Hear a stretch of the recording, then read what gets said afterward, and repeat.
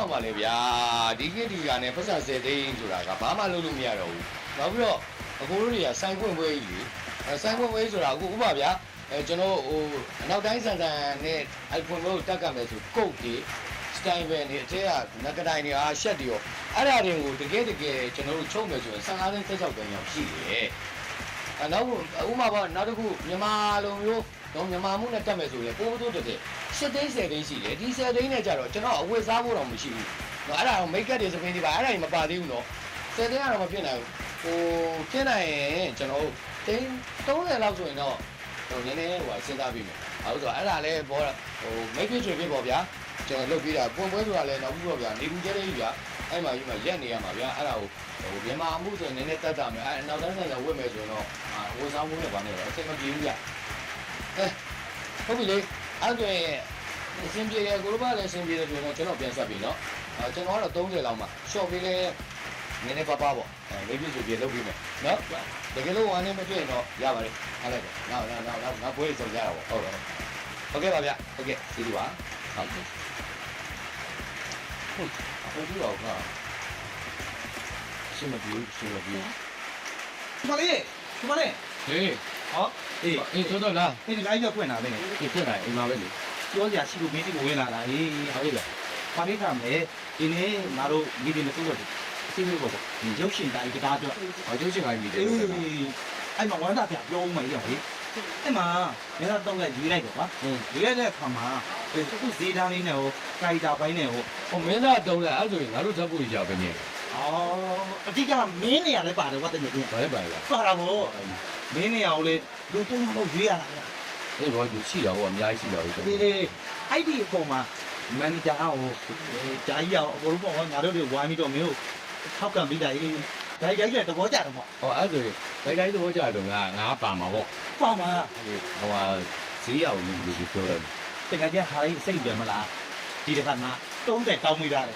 30အောင်ကြာအေးဒီလည်းအဲ့ဆိုတော့မရှိဘူးပြဟိုဆုံးကျိုင်းမှာပဲသွားရဲမနေရဗာလေအပတ်တော့ပွင့်တရားလားဟိုသွားဆိုတော့ပူပဲကွာပြင်းတရားကြတော့လေရန်အေးဟုတ်လားဒီက location တော့မသိသေးဘူးမလား location တော့အတိအကျမသိသေးဘူးတကယ်ကြီ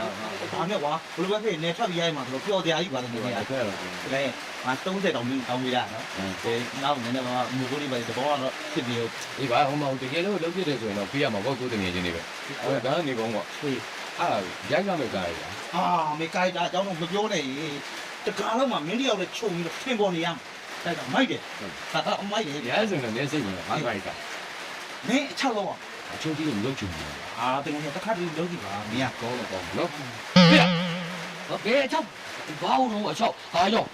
6ကားရတော့ရောမလုပ်ချင်ဘူးရောမင်းအခုကမင်းမိုင်30ပေးတယ်ပဲပြောအောင်နော်အဲ့ဒါ30လာရမှာဟိုစားဝယ်ရမယ်မိတ်ကတ်တွေစပယ်တူတွေနဲ့နောက်တော့ကွာပုတ်ကားပဲရိုက်မယ်ဆိုဖူအိုက်တာနဲ့အဲ့ကွာဒီဘောကွာမင်းရလေဆန္ဒနဲ့ဆောလိုက်ဆန္ဒတော့မှာခါတိုင်းဆိုမင်းပေါ်တော်ဟာသူများကောက်ဖန်ဖို့နဲ့ရည်ကြမောစရာနေဒီကကြတော့အပြောင်းလေးဖြစ်သွားအောင်ကွာဒီတော့ခိုက်ကြမျိုးလေးထက်ပြီးစဉ်းစားပြီးတော့အဲ့ဒါတငယ်ချင်းဒီကန်းကြီးရိုက်တာတွေရွာသားတွေတော့အဝတ်စားလည်းမကုန်ပို့ပါပါလေးရှိတယ်အဲ့ဒါဆိုရင်20နဲ့လည်းရိုက်လို့ရတယ်နော်15နဲ့လည်းရိုက်လို့ရတယ်ကွာဒီအချောက်ကားတွေဓာကြီးနဲ့ကြတော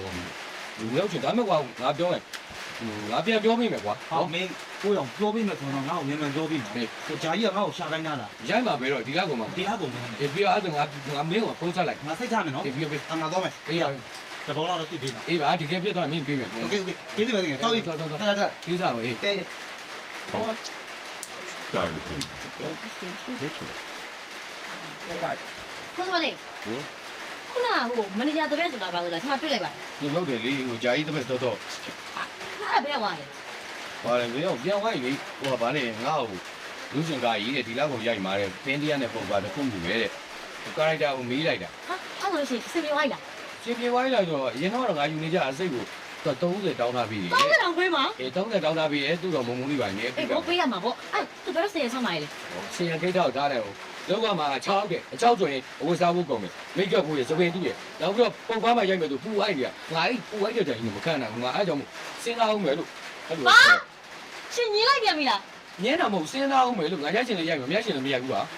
ကိုစွာလေးရှင်ဘာလုံးမလုပ်တော့ဘူးလားလုံးမှာပေါ့အလုပ်ပြလာအောင်ပါပဲနေရလေဒီလုံးမှာမဟုတ်တခါဘူးရှင်ကလေမေမေလေးတက်တက်ရလာတာနဲ့ဟိုဟာမရိုက်ချင်းဒီဟာမရိုက်ချင်းဟိုဟာမလုပ်ချင်းဒီဟာမလုပ်ချင်းရှင်ဘာလို့စားမှလဲပြောဟ ဟိုဒါပဲလောက်သားမှာလေဒါမဲ့ငါမရိုက်ချင်တဲ့ကားကြီးငါမရိုက်ဘူးဟောဟာ ဟောချစ်ကလည်းမရိုက်တော့ပြန်ဘူးပေါ့မြင်လိုက်ပြန်ပြီပေါ့ နောက်တော့ဒီတောင်းမယ်အေးစစ်စောက်နော် ပြောပြန်ပြီကိုစုပါလေး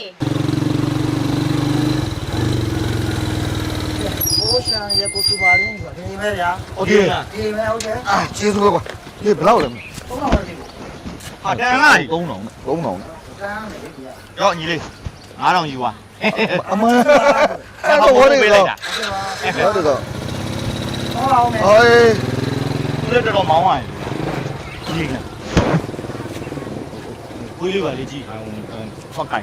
ရောအင်ဂျင်တို့ဟိုဒါကိုစုပါလင်းတို့အိမ်လားမသိဘူးဗျ အော်လာပါပြီခဏလေး ကောင်းပါလေ ဘာကိစ္စများရှိလို့လဲ ဟိုဒါကိုစုပါလင်းတို့အိမ်လားမသိဘူး ဟုတ်ပါတယ်အားလုံးမို့လဲ ဟုတ်ပွဲနေတယ်ဗျ ရှမ်း ပွဲမှန်ပွဲမှန် အော်ပွဲကောင်းမို့လား ဟုတ်ကဲ့ဗျ ခဏလေးနော်ထည့်ကြွမှာကိုစုပါလေးရှိတယ် ဩ ကိုစုပါလေးရေ ဟို ကိုစုပါလေး ဝင်မယ်နော် ဟုတ်ကဲ့ ဩ ဟုတ်ကိုစုပါလေးကြပါရှင်အကြိုက်အဲ့ဒါကြီးပါလား ဟာကောစပါလီဟောဝါလာရဝါလာရပါလေဒီမှာရှင်းလက်ဒီနေရတော့ဟဲ့ကော ဩညာကုန်မယ်ထိုင်နေစ ကျွန်တော်တူပါကတော့ တောင်းမှာ ဟောညကြိုက်တော့ဟော နောက်ကိစ္စကြောင့်ထိုင်နေစထိုင်ရင်း အခုသူယူနေတာလားလေ မဟုတ်ဗျယူရင်းဟိုမဟုတ်ဘူးဟိုရွာမှာလေဟိုပေါ်ဘာထိုင်လို့ရဆိုတော့ ဟောအခုတဲ့အဖို့ပါလာ ပေါ်ပါလားပေါ်ပါ ဟုတ်လိုင်းကိစ္စတွေပြော ဒီလိုမျိုးလေးဟိုဒီကွန်းတိုင်းကိုဈေးပြောကြမလို့နော်ဈေးကညီလေးကြိုက်ကြည့်တော့ကြိုက်တော့ကြိုက်တော့ကြိုက်တော့နော် ဟိုပွဲဘာပွဲလဲ ဟိုပွဲရတော့ဆရာတော်ကြီးကိုဘွဲတိတ်ချင်းမြင့်ပွဲနဲ့ဟိုဝိဇာတမွေးနေပွဲနဲ့တိုက်လို့ကွာဟိုတူအောင်တော့ကွာငါကြီးတို့ဟိုတောင်းတာနဲ့ဆရာတော်ကြီးကလည်း ဟုတ်တယ်ကျွန်တော်တို့ကြိုက်တာကျွန်တော်တို့ပြောလို့ ညီဇန်လို့ငါပြောနေ ဟောဟောဘယ်လာလဲဘယ်လာလဲ ညာတော့မဟုတ်ရှေ့လာတွေရှေ့လာ15ရက်နေ 15ရက်နေ ရှင်းတာလေတော့မိုးရင်းရောဖြစ်နေနော်နောက်တော့ဟိုတော့မယ်နေရ ဟောနီးလေးပါညီလေးဟိုပြာပုံကပြက်နောင်မီဟိုတစ်ဖက်ကန်းလေးပါ ကျွန်တော်ရော ကပြက်နောင်မီတစ်ဖက်ကန်း အဲ့ဒါအေးအောင်ကျန်းပါဘော အေးရောက်ဒီရောက်ညီလေး မိပါတယ်ရောက်တိုင်းရောက်ကြပါလို့မိရလေ အေးအောင်ကျန်းပဲဒီရအောင် ဘာဖြစ်လို့လဲ ဒီကမ်းပြီးတော့မိုးတော်ရော အာမမညီလေးအဲ့ဘက်လည်းမဟုတ်ဘူးတဲ့ဟိုငါညီလေးတို့ဒါမယ်ဆိုလို့ရှိရင်လေသွားစေးလာစေးtransport ဟိုဒီကနေပြီးတော့ညီလေးဟိုဖြာပုံရောက်လေကားတယ်လေစီးတယ်ကုန်စမှာကုန်စကုန်မှာကုန်လေးတော့ညီလေးအကိုတို့ကြော်ဟာလေဟိုညီလေးဖန်နေရတဲ့ ဟုတ်တယ် ညီလေးဟိုဘယ်လိုပြောပြမလဲကွာဟိုငါညီလေးကိုဒီလိုလူရှင်နဲ့လည်းမတွေ့ဘူးလို့မယ်လေ ဟုတ်လေကျွန်တော်ကဒီဒီ ဟော ဟိုအဲ့ဘက်ကိုရွာကိုကျွန်တော်မရောက်ဘူးသေးလားအဲ့တော့မသိရဘူး ညီလေးမရောက်ဘူးမယ်ကိုတို့တရားမှာညီလေး ဟုတ်တယ် ညီလေးကိုဖုန်းနဲ့တယ်လီဂရမ်မှာကွာညီလေးကလည်းရအောင် ညာလိုက်ကြည့်တာ ညတော့၄တော့ ဒီကဲပါ ဟုတ်ပါဘူးတယ်လီဂရမ်မှာကျွန်တော်ဘာမှမတင်ဘူး အော်ဘုံအော်တစ်တော့ကိုတော့ရွာဆိုတော့ ယူကျူတို့တစ်တော့တို့ဟာမနော် ညီလေးဒီဘာလုံးကလည်းညီလေးမညီလေးဟာညီလေးပါ ဟုတ်တယ် ကျွန်တော်တရားပဲကြောက်ဘလို့ကမယ်ကိုရ ကျမရဲ့သားတယောက်တည်းကမှာ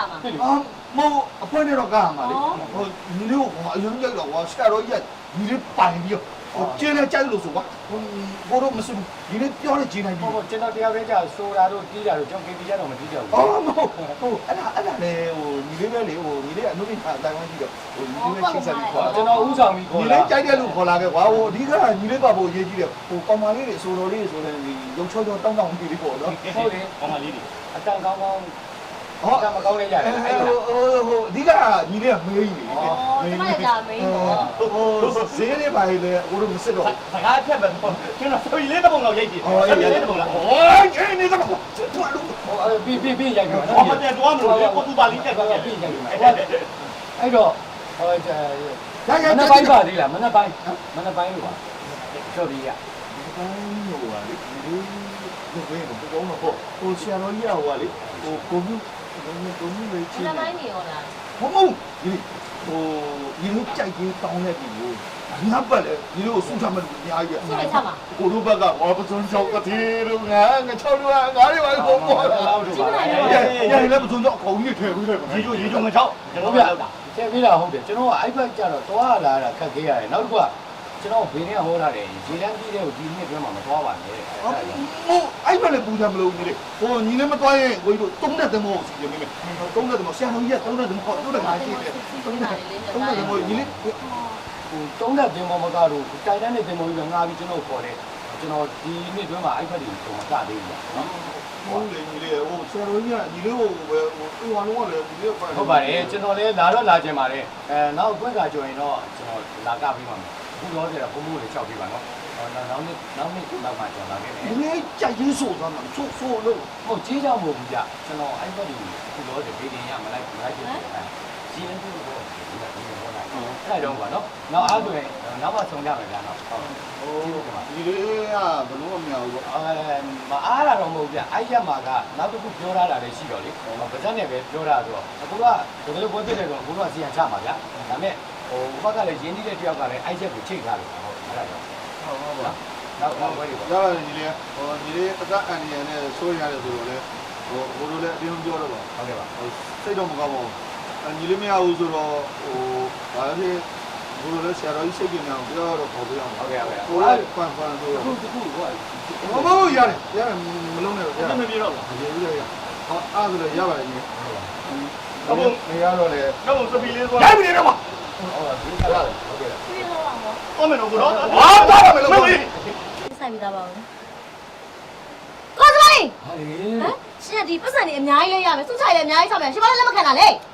အဲ့ပွဲတွေကအဲ့ဘက်တွေကခီးရကျန်းနေ ကြားတော့ဘာဖြစ်လဲ ရေလန်းတွေကိုကုန်းလန်းတွေရှုပ်ချက်ခတ်နေပင်မနေတာအဲ့ဘက်တွေက ပြင်မနေဟမ်ကိုနေရာတော့လည်းမကကြုံဒီနေရာတော့လည်းမကကြုံရှင်ဘာလို့ကမှာလဲပြော မကချင်ဘူးဆိုတာဒီ AV တိုင်းပါမလို့ရေလန်းမလို့ငါ့ကိုဘေးတွေကဟောတာလေ ဘယ်ဘယ်လဲခေါ်တာလဲပြော ရေလန်းခီးသွားရင်တဲ့ဒီနေ့ကအန်ရရှိတယ်တဲ့ ဟောရှင်ကလေပောက်ကရနေဆောက်ကြည့်ပြီးချင်းချင်းလိုက်ချင်းနေတာအခုဒီဘွားမြတ်ဘယ်လိုမှလဲပြော တစ်တော်ထဲမှာငါအဲ့ဘေးတွေကိုကြည့်ထားတယ်တစ်တော်ထဲကနေဟောထားတာ ရှင်ပောက်ကရနေဆောက်ကြည့်ပြီးပောက်ကရနေဆောက်ပြောနေတယ်အခုရှင်ဘယ်လိုမှလဲပြော လူတော့ပါလေဟာနောက်ပွဲတွေလာအောင်ပါဗောအဲ့ကြရင်ငါလက်ခံပြီနော်ဟုတ်ပြီလားကျန်လေစိတ်ကြီးပဲဒီမှာနေခဲ့တယ် ပြောလိုက်အဲ့တိုင်းပဲ ပြီးမယ်ဟာနေနားတွေ ဟိုပါမင်းကလည်းဟေ့စူပါလေမင်းကလည်းဘယ်နဲ့ရှောက်သွားတာလို့မင်းသွားကြည့်တော့ခတ်တာလေဘယ်သွားတာ ဘိုက်စားတယ်ဆိုလက်ဖေးဆိုင်လိုက်ပို့တာလမ်းထိပ်ကို တော်သေးတယ်ကွာအရှင်လက်ကြီးလာတွေ့လို့ ဟာပြေးပြရမှာ ဆိုင်ဆိုင်ငါပြောတာမှားသွားလို့ကွာဆိုင်ဆိုင်မဲ့လာတွေ့လို့ ဘာတော့မင်းတို့ရှာတယ် ကိုစောလေးရှာနေတာ ဟုတ်တယ် ဘာကိစ္စရှိလို့လဲ ဒီလိုလေးဒီလိုဟိုကိုကြီးတို့တကယ်ချင်းတယောက်ကဆက်တူလေးဆိုင်လေးဖွင့်ထားတယ်ကွာ ဟောအပေါက်လိုက်လား မဟုတ်လေကွာမင်းကလည်းကတော့ဘီယာဆိုင်လေး စ ကြီး ကားဆုံးတော့ရှင်း ဘီယာဆိုင်ကြီးလား အေးလို့ ဟောဘီယာဆိုင်ကြီး ရှင်းတော့ဘာဖြစ်သွားလဲ ဟုတ်ပြီဘယ်တော့ဖွင့်တာလဲလို့ ဘီယာဆိုင်ဆိုပေမဲ့အကြီးမဟုတ်အကြီးမဟုတ်အသေးလေးတနင်္လာပိုင်းလေး ဟောဟောဘူးလေးတွေပလင်းအခွန်လေးတွေလိုက်ကောက်တယ် ဟုတ်တယ်ဟုတ်တယ်မဟုတ်လေကွာရောဘယ်လိုလေးပြောနေတာတော့လို့ ဟုတ် ရော တယ်ဟောအေးချစ်ဆိုင် ဟာနားထောင်လိုက်ပါဦး မသိလည်းဘယ်တော့ကြီးကျယ်တာဘီယာဆိုင်ဆို ပြောရှင်းရ အေးလေငါတို့လည်းတိတ်ဒီရအောင်တိတ်နားမလဲပြီးတော့ဟိုခွင့်မွေးလေးလှုပ်ချင်တာကွာဟိုခွင့်မွေးဆိုမဲ့ဘယ်လိုမျိုးကွာဟိုတခါတနိုင်ကြီးဟိုဘူပေါင်းကြီးပြန်လာမျိုးမဟုတ် ဟော ဘူးကွာ ပါဒီလိုပြောမှာဟိုလမ်းထဲကလူတွေရောတက်ကွာလူတွေရောတီသွားကြတာအဲ့ဒါကို မင်းကလည်းဒီရုပ်ကထဲမှာတီးပြီးသားလေကွာအဲ့တော့ဟိုလူပညာချင်းမပေးနိုင်ဘူးဆိုပေမဲ့ကွာငါတို့ကဘီယာလိုက်ဆိုတော့ဟဲ့တောက်စားတော့ရင်ပြီးဆုံး ကိုတကယ်ချင်းတို့ကိုယုံတယ်ငါလည်းအားနေတာမင်းဒါမျိုးတော့ချီးပြရမှာပေါ့ ငါမပြောဘူးလားမိုးလေးဒီကောင်လုံးမရှိပါဘူး ငဲ့နေတာငဲ့နေတာဟာရမလောက်ကွာ ဟုတ်တယ်လားကွာတကယ်ကြီးချစ်ချစ်စားမင်းရုပ်ကထဲမှာပြေးကြည့်မှဒီတငင်းတော့ပဲ ဟိုရတယ်လူမွေးရပါကွာဒါတော့လာပြရမှာကိုတကယ်ချင်းချင်းကူရမယ် လာမဲ့တော့ကြနေ တောက်ကြနေစောစောလာကြ ဟုတ်လားဒီကောင်လာမပေးကြတယ်တောက်ကြနေရတယ်လေမထမ်းတော့တောက်ကြနေတော့ အေးစောစောလာကြတော့တော့မရောလာခဲ့မယ် ဘာစမလေးဟမ်ပတ်စံရမယ်သေးရမယ်လို့ကြဘာတစ်ခုမှမလုပ်ချင်ဘူးဟမ်ပတ်စံမရဘဲနဲ့အရက်ကလေးတောက်မယ်ဆိုတော့လုပ်ချင်တာလားမตายကြီးရဲ့ လူမူရေးမှာမိမ့်ပါရဲ့ လာပြီအမျိုးတို့ရေ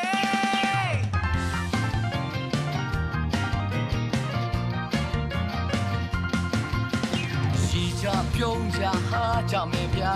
စူပါလင်းဟာတာများအလန်းလေးများနဲ့ဆန်ထွင်မဲ့